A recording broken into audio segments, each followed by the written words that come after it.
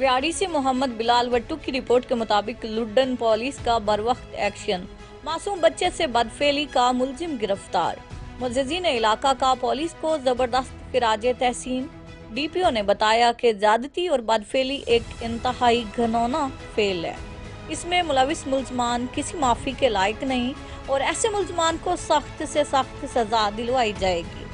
Luddan police ने बरवक्त action लेते हुए मासूम बच्चे से बदफेली करने वाले मुलजिम को कलील वक्त में गिरफ्तार करके जुडिशियल कर दिया। मोहसिन नामी मुलजिम 11 साल सुहेल को अगवा करके बदफेली का निशाना बनाया।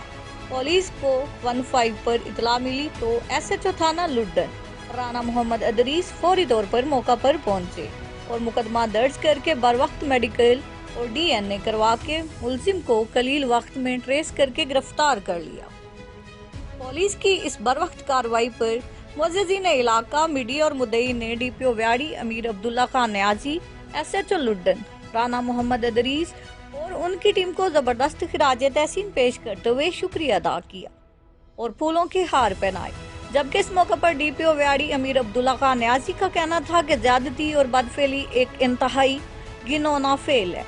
इसमें मुलविस मुल्ज़मान किसी माफ़ी के लायक नहीं और ऐसे मुल्ज़मान को सख्त से सख्त सजा दिलवाई जाएगी।